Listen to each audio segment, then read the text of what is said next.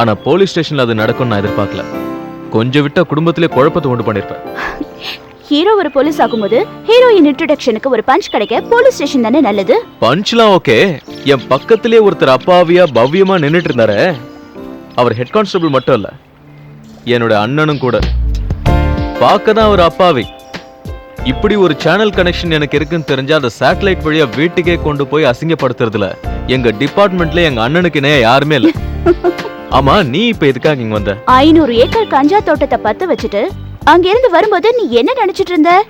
அங்க இருக்கிற ரவுடிங்க சும்மா கை கட்டி நின்னுட்டு இருப்பாங்கன்னா, என்னோட மீடியா விஷன் வழியா நான் உனக்கு கொடுத்த டீடைல் இன்ஃபர்மேஷனை வச்சுதான் நீ உன் போலீஸும் அப்படி ஒரு ஆபரேஷன் நடத்துனீங்கன்னு அவங்களுக்கு தெரிஞ்ச அடுத்த நிமிஷமே அவன் ரியாக்ட் பண்ணா. அந்த பார்த்திபன், அதுவும் பக்கா சினிமா ஸ்டைல்ல. நான் கையில கிடைச்சேன்னா அந்த ஸ்பாட்லயே சுட்டுடுவேன்னு சொல்லிட்டு தான் போனானா. இதெல்லாம் ஏன் முதல்ல என்கிட்ட சொல்லல? உன் குணத்தை பத்தி எனக்கு தெரியாதா?